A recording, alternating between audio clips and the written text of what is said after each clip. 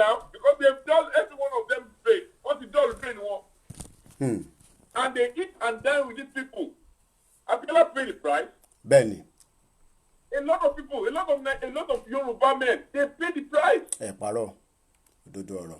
They pay the price. If you are a leader, you should sit down and think, what does my people want? What do these people? How do these people feel? What is it about Nigerian project? What is wrong with us? Kilo wa nínú ẹ̀. 2023. No, 2023 will come. They will cause havoc. Benny. Paro. They will cause havoc. Those people you see on TV, and you know the information is, a lot of people doesn't get information in Nigeria. They don't even have money to buy data. Benny. You understand? That's another confusion on its own. Benny. Information is not getting to them. Kò trickle down. Jẹ́ kó ọmọ ìkà náà ni wọ́n jẹ́ kó filter délẹ̀ náà ni ara ìkà yẹn náà ni wọ́n mọ̀ tó ń ṣe. And you see this thing wọ́n fi religion wọ́n fi kó wa lómi ọbẹ̀ jẹ́. destroy wa. Wọ́n destroy wa ni they damage us. Ibi tó yẹ kọ́ wọ́n yẹn ti jókòó wọ́n ti ronú pé why am I like this? Baba Awólọ́wọ̀ ó dá first African television sílẹ̀ before France. By now ó yẹ ká ti máa compete pẹ̀lú àwọn tó ń send nǹkan lọ sí space ni. A sì ń sọ pé a fẹ́ ṣe pure water. A sì ń sọ pé kò sí gutter, kò sómi, kò sí. I weep. All because of. Àtẹnujẹ yìí náà ni. My mom. My mom. Àgbọ́yé. She's the person that òun nìkan ni mo lè lose. 50 years. Tó lè dùn mí dọ́kàndọ́kàn. Ó yé mi. 3 years. Àgbọ́yé. The rest. I've got my family here. I've got my my sisters, my brother. They are everywhere in the world. But what you are seeing, just try as much as possible. Sit down and gather information. These people are putting their young at that point. What damage àwọn èèyàn gan? Àwọn èèyàn they understand it. What damage? They don't live in the town. They live in the bushes. They are back there. They are back in your backyard. If you say a video that went viral about the chairman that said that what is wrong with you that you want to live in the bush? If you want to mix with us, come and live in the city with us here. Wọ́n fi gbé ní city o. Wọ́n fi gbé ní city. There's something about you. These people, you know our Nigerian president. You know what he said about the Abacha loot? You know what he said about Abacha? He said Abacha never stole any money. Oh yes, he said so. Yeah. He said so, but the people doesn't critically analyze what he said. They don't take more analyzing what he said, and it's a very slip of tongue. Abacha didn't steal money. Abacha kept money for their Fulani nation. Look at the money. The money is still coming. And then the president said, Abacha is not a thief. Oh, yes. And nobody Go challenge ever say, Mr. President, you said this. And the money is still coming. And where is even the money? Where is the money? Look at Ganduje. They caught Ganduje red-handed on the video. Oh, not edited. Hear what the president said. Oh, not edit the video. Yeah. Only that video has been edited. Hear what the president said. These people know what they are doing. They know. You think Hausa Gambari ni wọ́n gbọ́. Àní àwọn àwọn àgbààgbà wa ni wọ́n gbọ́. Wọ́n mọ̀ pé tó bá ti fún ọmọ tiwa tó bá ti fún ọ ní owó díẹ̀ báyìí tó parí. Àwọn elders wa gangan ló hold wa to ransom báyìí. Àwọn gangan ni. And one thing I want to tell everybody, I will keep saying it. I will keep saying it. It's coming. There is no two ways about it. Anybody that don't expire last year 2023. Come and murale for another team. Keep preparing. Obasanjo came there as a mistake. Twice, Obasanjo told the president, mistake in me. And it should never happen again. Trust me. Jonathan came there by mistake. It will never happen again. They will do everything to cause confusion and then, oh God. Oh yeah, me. I can see I can see the pain in your voice. Information, I don't know how information is going to get to these people.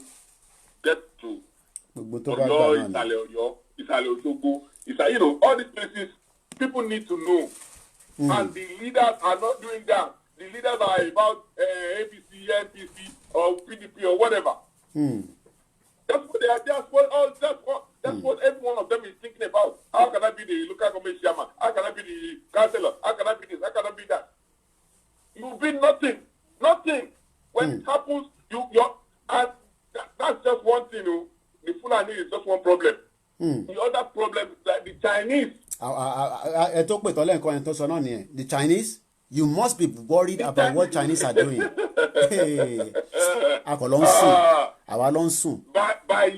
By year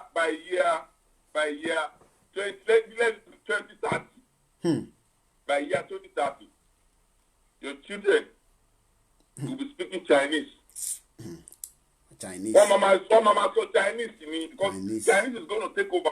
Chinese. They did it in Namibia. They did it in some different African countries, and it's coming to Nigeria because there are a lot of money. No one federal government in back to pass their through house.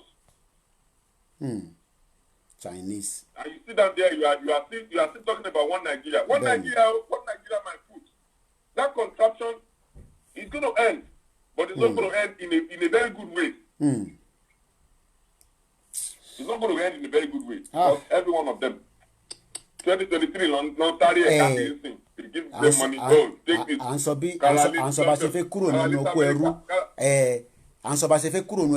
Káwọn èèyàn lè ní proper life kínú àwọn èèyàn lè dùn nínú nation tó bẹ́ẹ̀ pé inú wọn máa dùn pé wọ́n tẹ̀ ní kankan tó fẹ́ lọ ṣe níta àní as far back as 10-15 years ago of almost 12 ẹ̀gbọ́n mi kan tó wá láti Malaysia wá sí ìlú yìí ó sọ fún àwọn tó máa àwọn ọmọ Malaysia pé kí ẹ fẹ́ wá ṣe ní London àwọn tó jẹ́ ọmọ ìlú gangan ni kò ń ṣe àwọn Nigerians àti Africans tó ń gbé bẹ́ẹ̀ pé what do you want to go and do in UK? The UK is nothing. You can live here. Indonesia took palm kernel from us. That's Yorùbá ní Indonesia ti mú palm kernel lọ. They are the leading producer of palm oil in the world. They took that palm kernel. They took the seed from Yoruba land. Kí ni palm kernel ti wá? Kí ni palm kernel di nílẹ̀ Yorùbá ti wá? Ẹ̀gbọ́n mi bọ̀ kátẹ̀ tí wàá sọ pé òkè kátẹ̀ sọ pé àwọn tó wà nílé problem ni wọ́n ti understand. Àwọn tó wá jẹ́ ọmọ Yorùbá àtàgbàlagbà tọmọdé tó ń gbé nírú gbogbo ẹ̀yìn odi báyìí ní London ni o ní United Kingdom ni o l'America ni o ní Canada ni o tó sì sọ pé wọ́n Nàìjíríà yẹn náà ní ká tẹ̀lé kí lẹ fi bá ń sọ fún wọn. wọ́n pọ̀ bẹ́ẹ̀. A lot of people are confused. A lot of people don't even know what history is all about. They don't even know information. Information is very vital in anything. Information is very, very vital because ẹni tí o bá gbọ́ nǹkan tó ṣẹlẹ̀ tó yẹ sí kò ní mọ ìwà kò ní mọ nǹkan tó máa rò àti pé a lot of people want to fi tẹ́lẹ̀ religion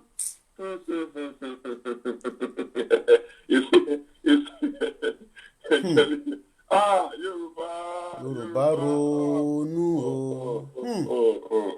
Ẹ̀gbọ́n mi kódà elétẹ̀yìn gan bá ń dá sí láàárọ̀ ìbá kódà ó rinlẹ̀ ó kinlẹ̀ gẹ̀ǹgẹ̀ ni. Yorùbá ronú. I pity ourselves. Yorùbá ronú. Elédùmarè ó fún wa ní identity. Adẹ̀ ń gbé sọnù díẹ̀díẹ̀. Àwọn bàbá Awólọ́wọ̀ àtàwọn díẹ̀ wọ́n fi wá sínú contraction sínú project Nigeria and even the British that came to colonize us wọ́n ní democratic experiment. They said it. Ìyẹn làwa wá gbé sórí nísìn after 60 years. tó máa ṣiṣẹ́ ṣé kò ní ṣiṣẹ́ láti 1960 ṣó ṣiṣẹ́ ni. Kò lọ síwájú kò lọ sẹ́yìn àwa wà lójú kan. Kò ṣiṣẹ́. You know, usually when you listen to some elders, some radical ones, to just pé they don't take money as a value. Yes, to just pé wọ́n jókòó wọ́n ronú pé ṣé bó ṣe yẹ kó rí rèé. When you listen to them, you will know. Next time when I'm going to talk on your show, I'm going to go find that any material. Send orúkọ yín so that, because it's not, look, I said it, look, I've given him to be, because this is what we need. I need people to call like this and also not say it's just quick. I said somebody, okay, let me ask him the same question. Have somebody also paid you, because I don't know you live in Scotland, have somebody paid you to call me now and do what? No, but I'm asking. Why would they pay me? Why would I? Why for what? For a simple common sense that you don't know Fulani is in your backyard. That you don't know Fulani are planning themselves. That they are ready. That they are keeping money for their own nation. Yeah, they're keeping big money. Do they need to collect money for that? Do they need to pay me for that? No, the people know what they want. You can see. Go get information. Information is the key that they use in locking every one of them. But people are not interested in that. It's just that sometimes when they call on this show like this, they've given us a leverage of not using some of the language that they're not interested in Nigeria as far back as long time ago. It is with the Yoruba, because of what we want to lick and what we want to eat. Ẹ̀jẹ̀ ń súnmọ́ bí a máa rí kọ̀kan jágbà láre. They are just spreading themselves. Baba Sifu, àwọn ló wà ní iṣẹ́ àti gbogbo area yìí. Ṣó ti pé baálẹ̀ lọ́hùn. Even the children in the universities, even you will see that. Look at what is coming out of our universities. University care. Hotel right statement. About them is that our course got the parliament. No, they know what they are doing. It's a destructive mechanism. For politics over here. They go to say stay about the university. Say you don't come people much in fire, but in university. What is the cult? Over the years, not the late 80s, not the destroyed in the people that are in charge from late 80s are the destroyer of ODUDUWA Republic, are the destroyer of Yoruba people. Because of what they are going to eat, because of what they go, I want to build the best, biggest house in Elisha. I want to build the biggest house in Jebugo. I want to build the biggest house. Sẹ́wọ̀n pé èmi àkú gan kò tẹ̀ wọ́n tẹ̀ ní gbé lọ sílé mọ́ gan sẹ̀ fàákọ̀ sí sèkó dànù pé ibi tó bá kú ni kó kú sí jàre. And another thing, we are just bunch of wasters. We put money on material things. Ó ti pọ̀ jù. Look at a lot of them now. Gbogbo wọn tó ra létí London, tó ra létí America, tó ra létí Dubai. Wọ́n tẹ̀lé wọlé láti wá. You can't even go there. Oh yes, COVID-19 ò jẹ́ kó wọlé. Aduke Ìlọrí, good morning, my sister. You can't even go there. A lot of those money, gbogbo owó tí Nigeria make, 50% of it went on to waste. Ó ti pọ̀ jù. Àìmọye owó tí tọ́ Suzy gbẹ́sẹ̀ lé náà. Àìmọye owó tọ́ British gbẹ́sẹ̀ lé náà. Àìmọye owó tọ́ American gbẹ́sẹ̀ lé náà. Mo kódà bẹ́ẹ̀ ṣe ń bá mi sọ mo send message sí former bodyguard Abacha bíyá tó bá lè join mi ó ti join wa rí ní 4 weeks ago is in France. Ó ní iṣẹ́ ó ní owó tí ó ní òun sọ́pà Abacha is a innocent man o. Ó ní bọ̀ tí orí Abacha ti kú lọ́ ṣe ń pariwo Abacha ó ní owó tó wà lọ́wọ́ ẹlòmíì inú wọn ó fẹ́ ju tàbáchà gan lọ. Ó ju tàbáchà lọ náà. Yeye ọ̀rọ̀ ibi. Thank you very much for joining. They should remember pé Ọlọ́run mọ bó ṣe ń tó nǹkan ẹ̀. Gbogbo nonsense tó máa sọ fún yín ní church, gbogbo nonsense tó máa sọ fún yín ní mọ́ṣáláṣí. Gbogbo yẹn kò sí nílànà Ọlọ́run mọ bó ṣe máa bá olúkálukú wí. Ògúndáre, good morning, ọmọ Oòduà. Gbogbo owó tẹ̀ ń fi pamọ́ káàkiri. You can't even get to where the money is. Nígbà tó mú Alimanu Bayelsa yìí. Ìbòrí. He is dead now. No, okay. The one before him. It was one part of Shino Kinie. It over 30,000 pounds. Oh. They now detain him. They only lost anywhere. It's the same Nigerian government, the Nigerian embassy, that smuggled him out. Yeah. Look back to Dele. Also the royal father name. Royal father name. Every one of them was happy. And you know how much he lost into Britain? You know how much he lost into America? And that is the trick of the Swiss. The Swiss will tell you, they will come back door. They will tell you, come and keep your money in Switzerland. The money is safe here. Once you are there, the money is gone. Ẹ wá fẹ́ kí gbogbo àwa tí wọ́n ń sọ̀rọ̀ ẹ fẹ́ káwa náà wá kú sẹ́yìn odi. And now anybody that is listening to me should go and Google it. Swiss women don't work. They are entitled to 1,000 Swiss francs. So if you want to work and join it, it's fine. If you don't want to work, it's fine.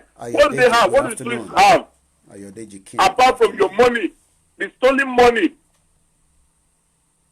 they steal the money from you, and you will still come back and praise them. So any Yoruba group that is listening that will come across this video, you need to go and ask people in Osogbo or Ibadan. You need to go and ask them. Do your own referendum. Ṣé mo pé mo lọ sí ìkan wọ́n pè ní Ìwòpin where they will be say the first paper mill out of the whole of Africa. The number 3 in the world. Mo káwọ́ sórí ni. It's finished. Nígbà tí mo lọ síbẹ̀ ní 2 years ago, mo káwọ́ sórí ni pé what? Ìwòpin, it's called Ìwòpin. Go back on my Facebook and type in Olayomi Koiki Ìwòpin. Ìwòpin ló ń pè. Ìwòpin? Yeah. Ìwòpin. The first waterside. Èmi tẹ̀ tún lọ lórí omi. Mo lọ lórí omi yẹn. Orí omi yẹn because àwọn kan fẹ́ ṣe project kan tó fẹ́ gbin kankan ẹ mọ Ọlọ́run ọba o ẹ mọ àwọn kíní sáàkì tá fi ń ṣe tó fi ń gbé gàrí nǹkan kan sí ṣé mọ̀ pé kíní àwọn máa import ẹ̀ wọlé ni so n tó gbé wà débẹ̀ yẹn so they wanted to see if they can start a pilot scheme of that ní area yẹn because ẹ mọ̀ pé omi ní gbogbo bẹ̀ yẹn ẹ mọ̀ pé wọ́n ní wọ́n parí project Ìwòpin yẹn débi pé abẹ́ omi tá wà yẹn gbogbo dust tó ń bọ̀ láti inú abúlé yẹn ní gbogbo axis nǹkan tó ṣe yẹn a máa wọnú omi yẹn lọ mo káwọ́ sórí nígbà tí mo dé bẹ̀ yẹn. Let me tell you the story of Ìwòpin. Is that paper mill? Yeah, paper mill. That paper mill, they spent billions. Wọ́n ti parí project yẹn. Wọ́n ti parí ẹ̀. I worked there. Nígbà tó ń parí ẹ̀ lọ, I worked there. So you see. In another 10 years, when I went back there, everything is gone. What is looted? Or looted then? They stole it. They stole it. Even the frame television on windows on quarters. They removed everything. We're recycling to I know that as well. You cannot go there and recognize this is what we have in the 80s. We'll be done see. Me on ejigbo yẹn, you know. Andale ọmọ bola lọ sí alo ma sha kan. Ọlọ́run ó ṣe o because ẹ̀gbọ́n mi ẹ má ti lọ ẹ jẹ́ ká jọ gbọ́ mo fẹ́ ká jọ gbọ́ fídíò yìí lórí ọ̀rọ̀ Ìwòpin yẹn náà ni ẹ jẹ́ release audio just 1 minute ni just mo fi gbọ́n kan tí ìyá yẹn sọ ẹ jẹ́ mute ni sorry o let me mute this one. Ilé-iṣẹ́ kan ṣoṣo ta nínú. Ọya omi ẹ jẹ́ n kọ́ bá wà rántí òkun wáyé fi ajẹ́ pọ̀ gan kò sí iná kò sí nǹkan kan kò sómi. ẹ jẹ́ n padà sẹ́yìn díẹ̀. ẹ wo ní iná yìí nísìnyí tó wà ń bẹ̀ yẹn òpó iná yẹn tìjọba ni ṣẹ́rí kékeré tó wà ń sàlẹ̀ yìí ṣẹ́rí ọmọ wa kan ló ṣe òun ló ṣe tó fi ráǹdì ìlú kí òkùnkùn má jẹ ti ìlú ẹ̀. ẹ jẹ́ n padà sẹ́yìn díẹ̀ 1 minute ni ẹ jẹ́ n padà sẹ́yìn díẹ̀ ó yá. pírọ́blẹ̀mù ta ní Ìwòpin yẹn ó pọ̀ gan pírọ́blẹ̀mù tó pọ̀ gan ni first of all a ní ilé iṣẹ́ kankan kò sí ilé iṣẹ́ kankan ṣé ń gbọ́ kò sí ilé iṣẹ́ kankan kò dẹ̀ sí skul tó jágere kò sí skul. ṣé wọ́n sọ pé pépà mi kò sẹ́ni tí ò gbọ́ yẹn tẹ́lẹ̀ ìpè pépà mi ok pépà mi yẹn nísìnyí àwa mọ bó ṣe ṣe kò sí ilé iṣẹ́ kankan pépà mi làwọn ọmọ bó ṣe ilé ṣe iṣẹ́ kan ṣoṣo ta nìyí omi nìkan ló ti ń pẹja. wọ́n fi ajẹ́ pọ̀ gan kò sí iná kò sí nǹkan kan kò sí iná kò sí nǹkan kò kan. sómi. ẹ jẹ́ ń stop ẹ̀ ẹ̀gbọ́n mi ẹ̀yin náà ti gbọ́n nǹkan tó sọ ń bẹ̀ yẹn. This is what we are facing. Hello, my brother, are you still there? Is he gone or is he good there? I can't hear him anymore. Hello, ẹ̀gbọ́n mi. All right, I'm going to call him back because, guys, we have a lot of work to do. I'm calling him back. We have a lot of work to do. Ẹ̀gbọ́n mi. Hello. Ebandasi to the phone. Yeah, that's fine. More. Sorry, gbogbo artist yẹn artist omi ni. Bẹ́ẹ̀ni. Omi riverine area ni gbogbo area yẹn they do farming and fishing. Kini wọn yẹn but kò sí no support from anywhere. Níbo ló ti fẹ́ wá nígbà tó invest síbẹ̀.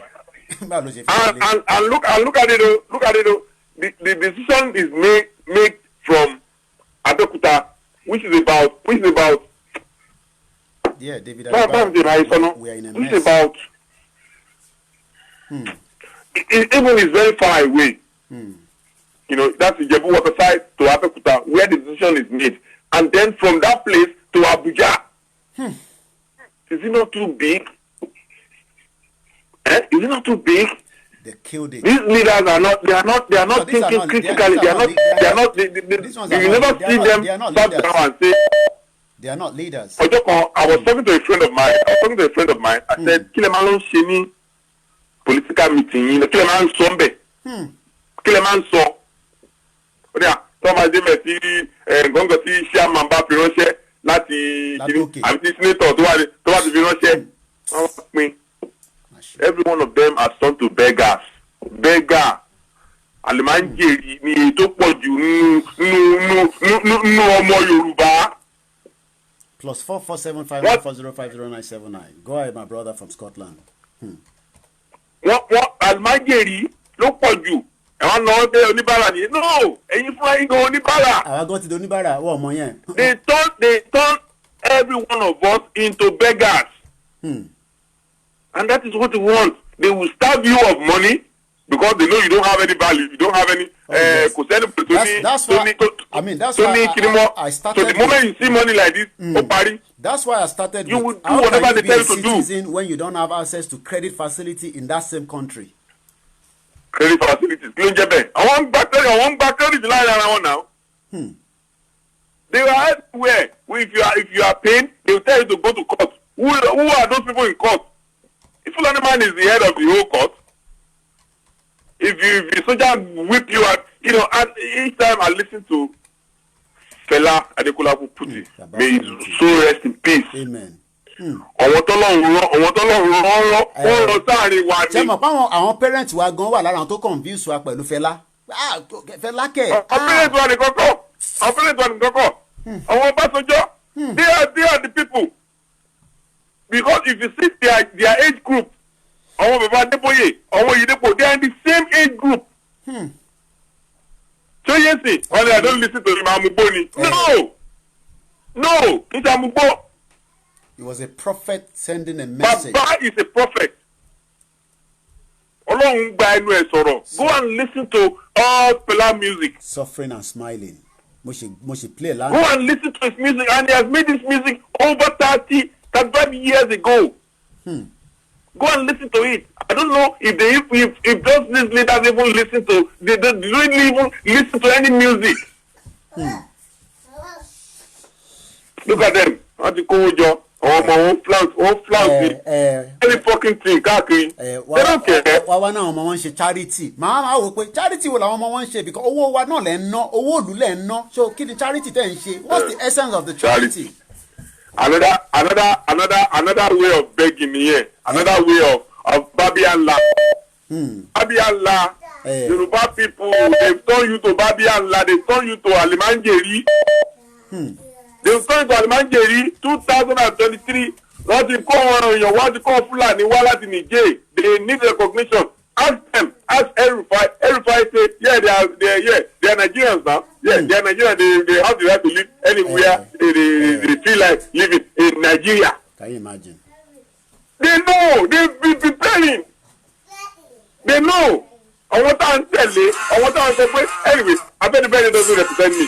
Abedebede doesn't represent me at all. Because we don't, it's just a group that said we are fighting for Yoruba cause. But you don't have the mandate. They don't have the mandate.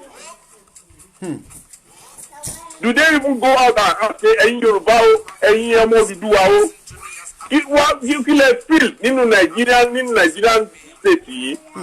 Educated. If they go to Osogbo, they go and meet the Obana. If they go and they will speak with the same language. The people are suffering, and then because they are not still, they have the money to buy gems. They have the money to, and they have money to buy food. They have the money to do everything. They come and buy houses in London, in America, and everywhere. So they are comfortable. They are comfortable with the way things are. Miriam. And one by 15 minutes, I'll finish. You guys can come downstairs back. Just 15 more minutes. Láàárín òtòṣì náà lòun náà nǹkan tí ò yẹ wọn nìyẹn and Ọlọ́run mọ bó ṣe ń ṣe nǹkan ẹ̀. When the time comes, look at Saddam Hussein. Saddam Hussein was there for over 35 years. Libya man, Gaddafi was there. Ngbà tí atẹ́gùn yẹn fẹ́ gbogbo wọn ní. Jìnnì ó fẹ́ ó ti ń fẹ́ ní sè ó máa fẹ́ kan everybody. Ó fẹ́ gbogbo wọn ní. So any Yorùbá leader tí ò bá find ara ẹ̀ upright tí ò bá dìde kọ́ ronú kọ́ dìde Yorùbá nation where are we? Kọ́ access ara wa. Pé what is the advantage tari nínú kìíní apart from me being rich, apart from me being have houses in London and America, ọ̀rọ̀ tó kù mí ń kọ́. Ọwọ́ bàbá Bílíkì tó wà nísàlẹ̀ ọjà ń kọ́. Ọwọ́ ìyá Arísíká tó wà ní how is their life? Will be better. Be transformed. Do they deserve that in Project Nigeria? Ẹ má ronú pa ara yín nìkan. You being comfortable doesn't mean everybody is comfortable. You being want to be in Nigeria because you have an advantage doesn't mean everybody wants to be there. By now, they should have been dropping the hint. Look at the way they kill Amotekun. Look at the way they kill it. An Hausa man and Fulani man will be on the TV and tell you that you want to put them in Amotekun. They have their own Musba in the north. They have their own. And then every one of them was just running around. They don't even know what to do. The more you eat malu, the more lórí yín máa dọ̀rù sí. Ẹ ṣe gan ni ẹ̀gbọ́n mi jẹ́ ká tó jẹ́ kẹ́lòmí náà tó sọ̀rọ̀ ẹ jẹ́ fans bẹ́ẹ̀ni. mo rí kódà ṣẹ́ni kọ́ọ̀lì yín láàárọ̀ is a powerful one and I hope you will join me again. Má fi dẹ́ mi nìkan because àwọn èèyàn rò pé KOIKIMEDIA have to come out and be talking. I need people as well when they come like this. Look, they must speak our local language. Because we want to get a message to the people at home, loud and clear, and the diaspora that are here. You can get into them. Thank you very much, my brother. Thank you. All right, so thank you. All right, we got another caller. Let me mute that fella music that is playing behind so that we are not overhearing ourselves. Caller, good morning. You're live with us.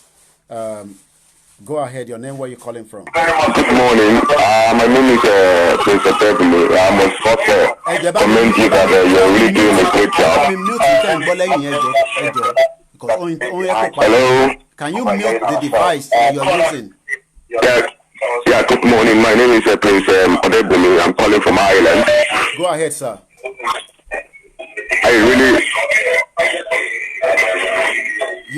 You need to disconnect the other device and listen to yourself from the mobile phone alone, sir. Okay, can you hear me now? We can hear you loud and clear as long as the other device is completely mute. People want to hear what you want to say all the way from Ireland. Go ahead, sir. Yeah, I really appreciate the job you're doing, and I wish and I hope that if we can have people like this, coming up with issues like this, rather than coming up with things that are not really making sense on the social media, would be well appreciated. Thank you very much. Now, let's go straight to the issue of the country. Go ahead. I think at the moment, what I think we should be thinking of is how to have a change of government. You know, all acclaimed Yoruba leaders, on the most instance, I don't think I really believe in them. Because almost all of them want to ODUDUWA, and they cannot speak the truth any longer. Benny. And that is the phase we find ourselves now in Nigeria. How do we move forward? Now, as you know, it's not all of us that have the nerves to do what you're doing. And I always say that to people, that the few people who we see that they are coming up, heavily, there's no point. All we need to do is just to support them. That's it. I am a staunch supporter of Omoyele, I must tell you. It's a thing that I wish I had the kind of a strength, a boldness to do, but I don't. But because it's coming up heavily. Now, my brother, what I think we should be doing now is making an awareness. Okay. Because if we are not so very careful, before we know it, Nigeria is gradually going grounded. I saw what you were talking about with that man on the earlier on about Iwukwe. I remember what it was when I was talking about 30 years ago now, when I got to know about Iwukwe. And then my father was heading the Union Bank, way back then. And when we go there, we can see that this is a good thing coming to Yoruba side. But let me tell you something. Our leaders, these so-called leaders, and including these Obas, I don't want to be mentioned names now. That's fine, yeah. You understand now? They saw, because of their own selfish reasons, the selfish purpose. That is how that place became. My brother, God help you, God help Nigeria, and God help Yorubas. But what I think we should be agitating now is the evolution, at least is imminent. That is what we should be thinking of now. I am not saying we're not right for you, what's it called, ODUDUWA, whatever. But let me tell you something. Are you sure that these are leaders, or those are clean leaders? Are you sure they are ready for it? Because it is you and I. It is the masses that are suffering. They are not suffering. They're not saying what we are saying. Yeah, they're not interested in it. They're not seeing what we are saying. And I keep telling people, by the time you see comments on the Facebook, you can discover that the majority of Nigerians, or those who have not even left the shore of Nigeria, they're reasoning the same way. Because why? Because they have been impoverished. Because they can't think rightly. I thought that somebody who is hungry, well, there's nothing you tell such a person that will always want to see things in it. I always say we are in a sane environment. What about those who are not in the same environment, like they find themselves back in Nigeria? They can't reason rightly. And these are government, they know how to deal with us. When they make things tough for us, then they can control our minds. God will help you with what you're doing. And I, honestly speaking, if I have my way to throw my support behind it, I will gladly want to do it. Thank you very much. I pray God will help you, sir. And we have to make our comments, our contribution brief, so that others can come in and you can hear them. Thank you very much, and have a wonderful day. All right, bye. Wow. Heritage is coming live at 11 o'clock, so I'm going to have to bring mine down before 11, so bear that in mind. So we're not going to extend it, we're not going to push it, so that we can all move to that platform and also be educated by the guests coming all from the chief imam. It's getting hot in here. Good morning. Good morning. My name is Moshood. Tani, your mic. Tani. Go ahead, my brother. Thank you very much for your effort that you are helping the ODUDUWA. And I don't know why the other ODUDUWAs and some people are pulling back. Maybe they thought we are small as a country. We are not small as a country, eh? Even Belgium is 11 million. Belgium is even smaller than ODUDUWA land. Explain to us. It's even smaller than ODUDUWA land. Yes, Belgium is 11 million. They are making their economy. Even there was a time they don't have a prime minister. For 3 months, for 3 years, The economy keeps running because everybody is in places. Don't let us put these criminals, these gangsters ahead of us. They are gangsters. And that is why they are killing the educational system of the future of tomorrow. UAE is See the future of tomorrow. UAE they don't have education. UAE as at, sorry to speak about UAE as at 2018 that I've been using as my template. A lot of you have seen the video at the first two video because this is our last video. Have 9.63 million people. You see, they are killing our educational system. So the future that can fight with them, they can never fight with them because they don't have education. Yeah. They don't have education. Sunday. So who's got to fight with? This person have education more than you. So how are you going to fight with them? Don't let us put back. We are educated. Let's face them now. So the future of tomorrow can stand very good because if they keep taking this credit, they're killing the future of tomorrow. This is our children. They are killing them. Now they are bringing China into our country. And when you're land grabber, Chinese, they are land grabbers. So now, what they want to turn our country to? They want to turn into, They want to turn into what? Again, religion. You go to a village and realize that the Chinese people are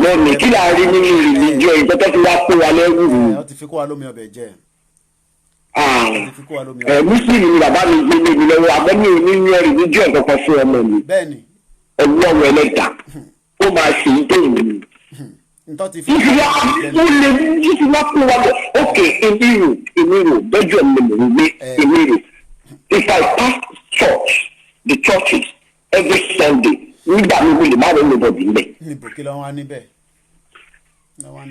everybody continue about his own business.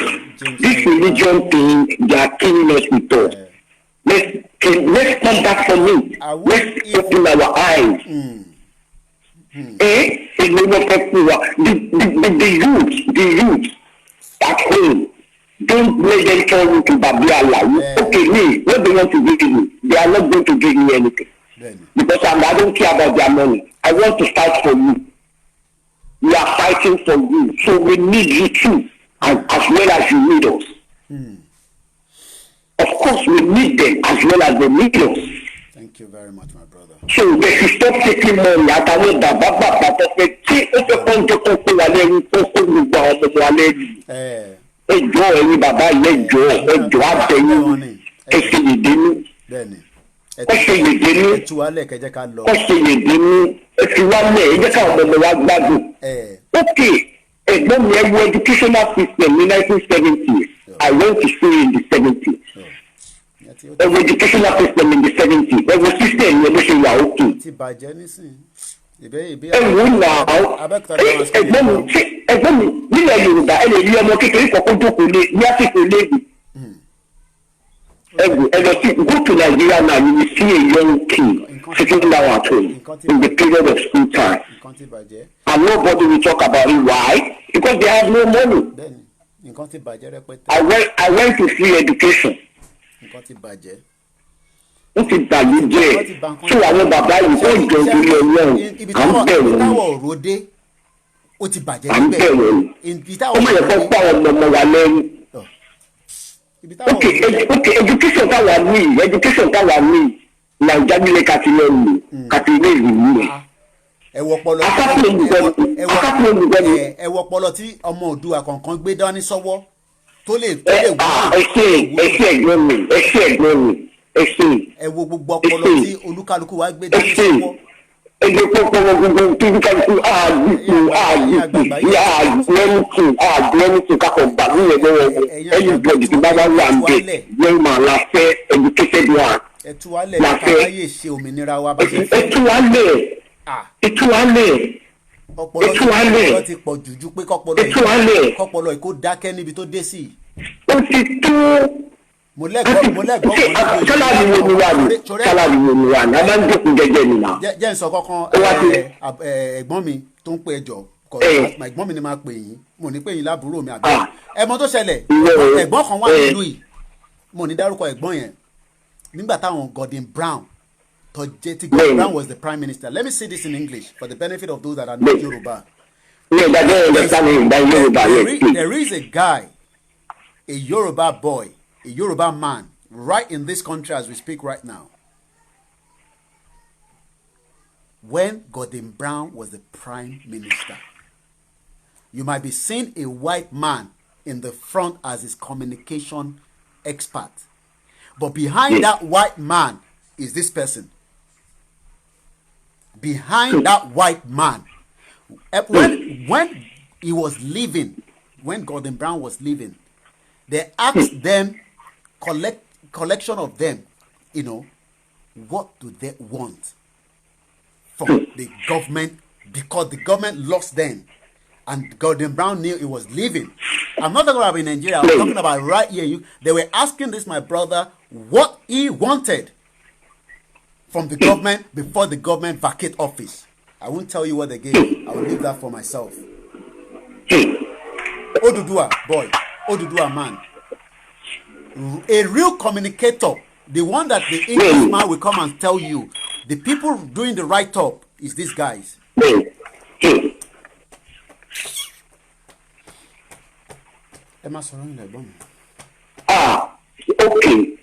Look about, now, the people that is pulling back, we cannot say because we have it. And everybody have family in Nigeria, no matter where you are. You can't take all your family. All around the world. Think about your family. Now, television becomes a decoration at home. Because you cannot look at it. Because it's now a decoration. No light. 24/7. Unless you have not been to Nigeria. But even though you have not been to Nigeria, you have family there sending money to them. Let's take this. They will tell you about the situation. I love caller when they're calling from Nigeria, but they could be in anywhere because it's using a Nigerian number. So let's give them the privilege. Please pick up that Nigerian number and message them. Thank you very much. My last caller there. This is a call. Okay. Hello? Okay, I'm on a live. Oh, no. Okay, this is my. Sorry. Captain John. Okay, he's a Captain John. He's an Igbo man, but he's calling me for something else. That's fine. Okay, I didn't even save his number, but I didn't see the picture properly. That's I say Igbo and Yoruba. Captain John, he checks on me all the time. Somebody, I'll put this on record. Somebody called him and said, Captain John, that your boy for London. He lives in Nigeria. He said somebody called him. He called me. I'm sure he probably want to check on me. He said this was last week. When I started talking about this ODUDUWA, people thought maybe something has been infected, somebody is behind it and that, all this nonsense. This is a project that me personally, I've taken the responsibility of it. Every one of you have a project. This is my own project. Call incoming. This is my own project. I'm going to hold for him to allow me. Uduji, my brother from US, just hold on there. Let me land here. Every one of you have different projects. Project itagbedani to do ayi only titodotemi. Captain called me last week and he said somebody called him. I don't even know who that person is. The captain, that your boy in London. What is he talking about? I'm coming to you, Duji. I know you're there. Give me a minute. He said somebody called him that what is your boy talking about? And he said like he didn't know. What is he talking about that? He's talking about ODUDUWA that break up Nigeria. The response captain gave to him is old enough to make a decision for himself. Go ahead, Uduji from US. We're going to bring this broadcast down before 11 o'clock so that we can more move into heritage where there's a special interview coming up. Go ahead, Uduji. Okay. Today I just want to, I've been like kind of sober concerning what is happening in the world and what has happened to us in the past 50 years back. I just reflect today. Just give me a minute to just reflect on what I thought of. Go ahead. Today I wouldn't have been here if not by the grace of God. My father survived the Biafran War. My mother survived the starvation that they bestowed upon them. At the end of the day, this thing happened. About 3 million people died in this war.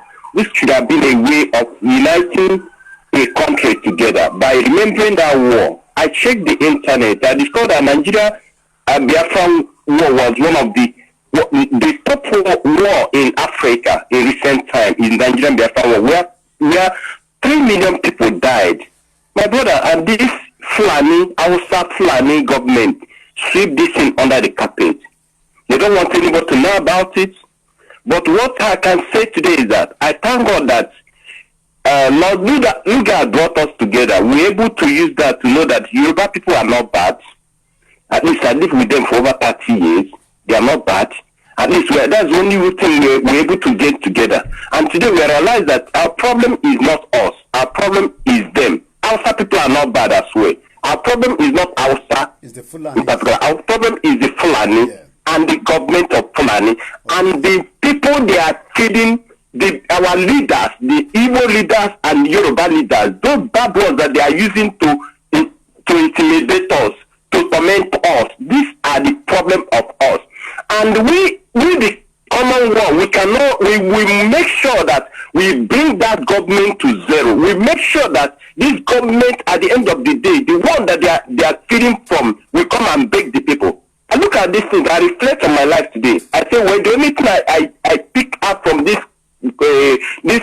contraction called Nigeria, the only thing I picked up from there, that I was able to live in a land, a Yoruba land, for 30 years, and all my friends there, we have no problem. We never fight for one day. But anytime you see Igbo and Hausa or Yoruba fight, is because the leaders has given them something to fight each other, just to destroy, to bring a problem among themselves.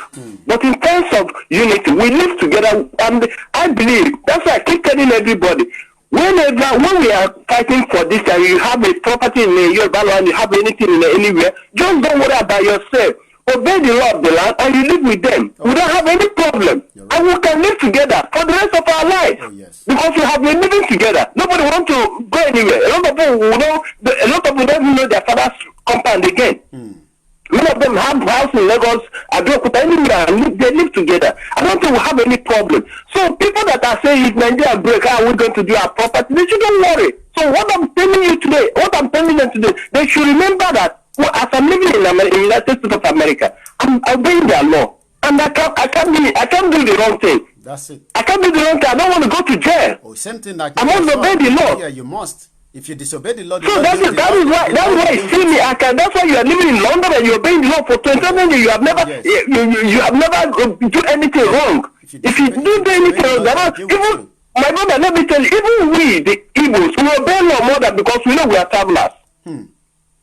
We live anywhere in the world, we obey the law because all we want is just to do our thing. No, okay, look at you. For 21 years, do you know how many tax that have been collected from your body? Do you know how you have built part of United Kingdom? You have built part of America for 21 years. I have built America for some years. I'm building America because I know the tax I'm paying to the government. And I know the work I'm doing. I'm part of the system. You are part of the system. So if we build our country and everybody go his way, that's it. ODUDUWA people that in ODUDUWA in Europe will be building ODUDUWA because you see we still have to travel, we still have to migrate. People will be in ODUDUWA will be building Igbo, will be building in Igbo, so everything will be normal. And but the most important thing, when you give power to the owners of the land, they will build their land the way they want it. Not somebody in Abuja commanding you what to do and what not to do. So that's why we are playing, because we know that Nigeria is too big for illiterate to rule them. So we cannot be able to have illiterate ruling us from year to year, and everything keeps. They have no vision. They have nothing. All they're after is how they're going to have power for the rest of their life. Only power. Brother, I know you're a researcher. You will continue to go on. Just give us your closing remark in 10 seconds, please. So okay. My closing remark is this. As I reflect today, what I want to tell everybody is this. They should everybody should also reflect with me. Think about if my mother or my father was died in that war, will I be here talking to you? Will I be here building the impact? I know how many years I've been in Nigeria. So let everybody reflect and know that truly what we are fighting for is the right cause. Let those who are against this fight to remember that if after 3 million people died carpet, and nobody remember them. They threw them under the carpet. My brother, I went to Georgia, in Savannah. See, America still remember the Igbos that died in 18th century, 1803. When they brought them to America, they still remember that. In fact, I will go there either this year or next year. I will go to that Savannah to go and take a picture, because the museum is there for the Igbos that died in that river.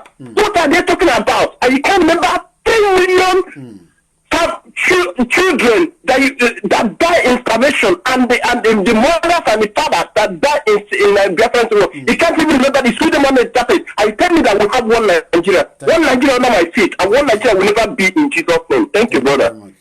Let us remember those that died in that. Thank you very much, my brother from Canada, Ola Koiki. I could spot you there. Alaja Khadijat. Khadijat is a African store based here in London. One of our very good friend. Even before we started this, and she's a ODUDUWA woman. She loves my program.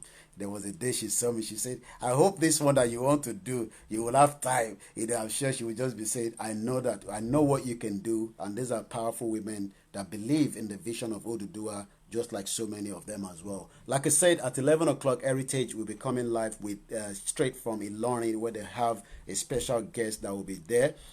Also, do listen to all other media platforms as well. It's not just about myself.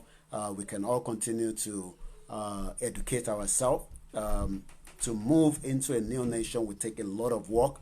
We will continue to push that. A lot of you have questions. If you're not too sure, send it to us. We would also use that as a program to enlighten ourselves.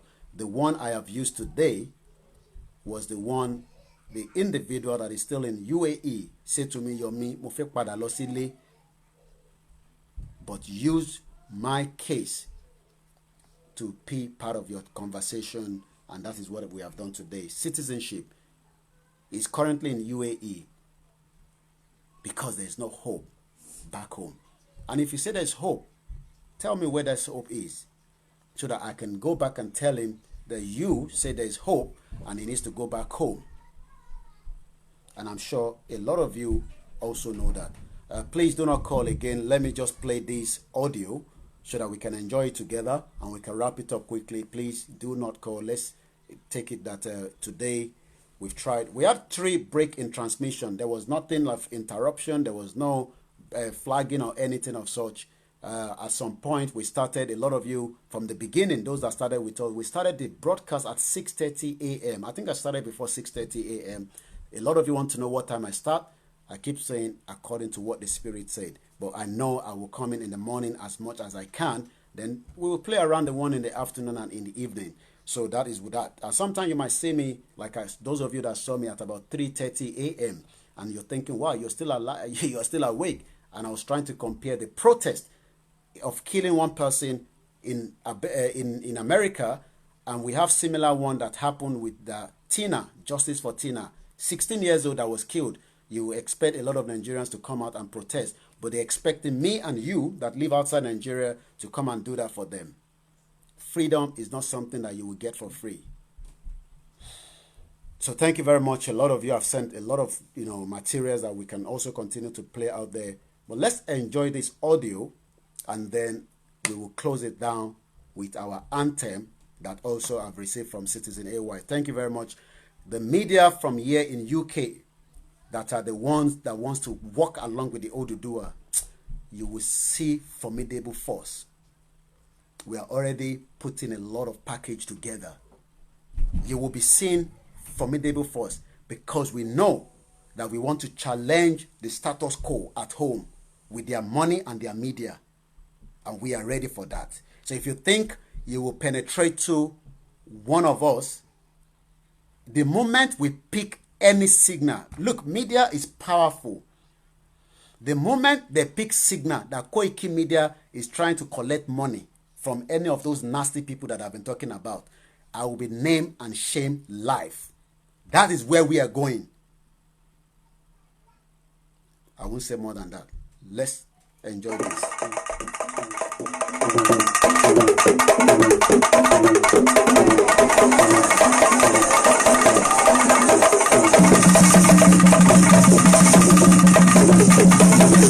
Oya ẹwẹ́ tiẹ̀.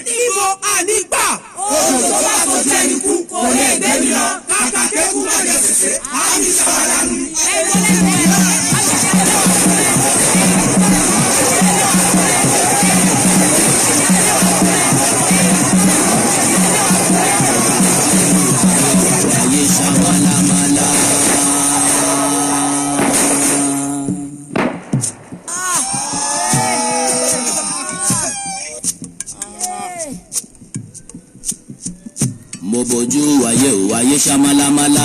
Mo bójú ayé o ayé ṣamalamala. Mo máa bójú ọ̀run òkùnkùn ló ṣubú lẹ̀. Mo máa bójú ọ̀run òkùnkùn ló ṣubú lẹ̀. Kí ni dé sí Yorùbá o ọmọ aráyé? Kí ni ṣẹlẹ̀ sí Yorùbá o ọmọ Oòduà o?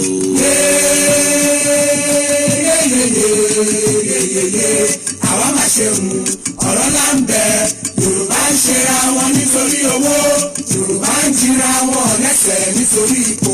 Wọ́n gbẹ́ mi fáláre, wọ́n gbá mi kẹ́lẹ́bí. Wọ́n kò lè kó wájà, wọ́n tún polówó wá mú. Ọgbọ́n tí wọ́n gbọ́ ló gbé wọn délé ọlá. Ọgbọ́n náà ló tún padà wá sílé wọn mọ́lẹ̀ o. Àwọn tí wọ́n ti ń ṣọ̀gá lọ́jọ́ tó ti pẹ́. Tún padà wálé ni à ń fọwọ́ ti sẹ́yìn o. Yorùbá lóyún bí iná alẹ́. Yorùbá rúrúrú bí omi òkun. Yorùbá bàbá ni bàbá ń ṣe. Yorùbá ronú o. We are gonna wake up the soul. Yorùbá sọra wọn di bọ́ọ̀lù fáráyé gbá. Mind to travel far from where you don't even expect yourself. You don't know when you go live on Facebook and you see the same thing doing. Yorùbá jókòó sílẹ̀ rẹ̀gẹ̀dẹ̀ wọn fọwọ́ lọ́wọ́. Bí àgùntàn tí abọ́ rẹ̀ ń gbòrìṣà ilẹ̀ o. Yorùbá ronú o.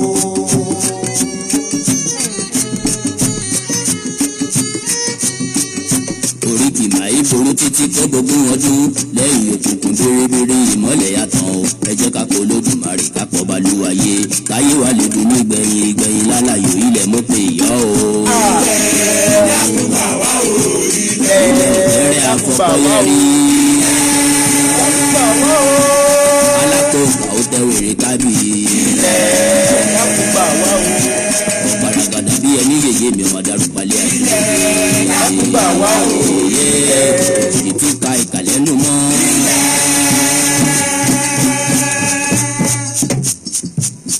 Àtẹ ìka ọkọ tí a pèlè.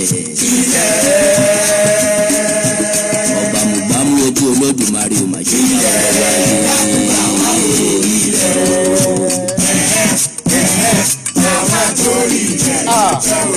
ẹni bá dalẹ̀ abalẹ̀ lọ.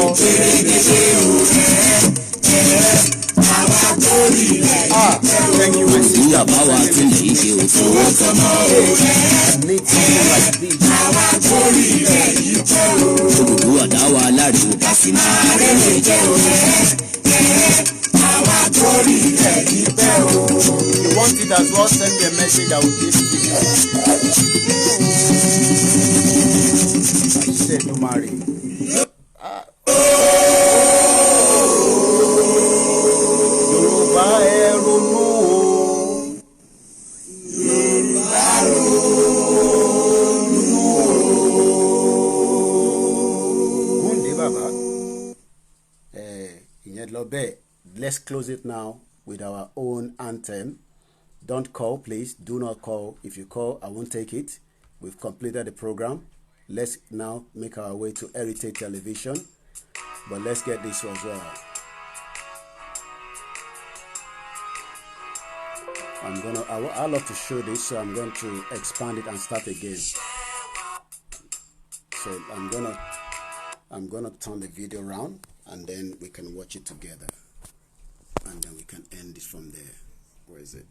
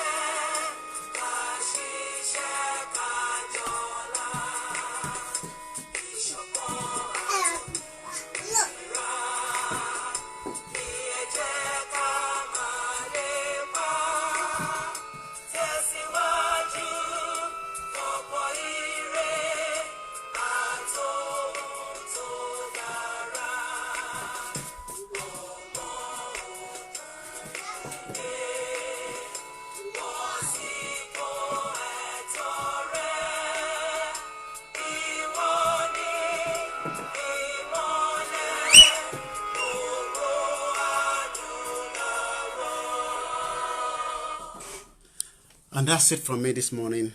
Let us go to Heritage and enjoy it as well. Thank you very much, everyone, for joining. We really appreciate your time spent with us. My name remains the same. Olayomi Koiki, Ọmọ Yorùbá, Òtótó, Ọmọ Yorùbá, takuntakun, gbogbo tó bá gbà la máa fi là yín lóye pé ilẹ̀ Oòduà ó pẹ́ ó yá, ibẹ̀ la máa lọ gbẹ̀yìn gbẹ̀yìn. Bye for now.